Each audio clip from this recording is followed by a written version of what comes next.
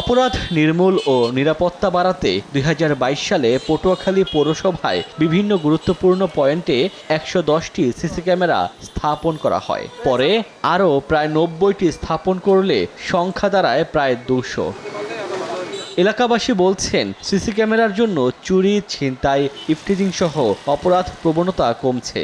তবে বড় শহরের তুলনায় ক্যামেরার সংখ্যা অপ্রতুল। বিভিন্ন দুর্যোগে কিছু ক্যামেরা বিকল হয়ে গেছে।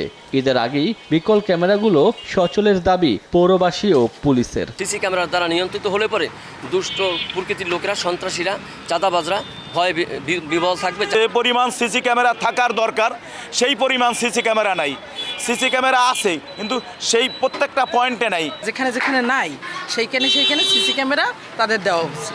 কিছু ক্যামেরা নষ্ট হয়ে যাওয়ার কারণে কিছু কিছু স্থানে, গুরুত্বপূর্ণ স্থানে এগুলো আমাদের মামলা ডিটেকশন এবং অপরাধী ডিটেকশনে একটু বেগ পেতে হচ্ছে।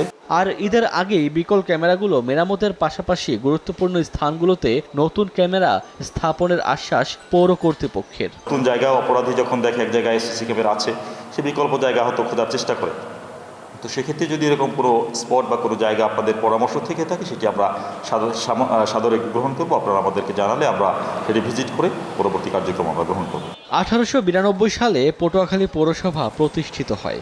বর্তমানে পৌরসভার বাসিন্দার সংখ্যা প্রায় 1,15,000। সময় সংবাদ, পটুয়াখালী।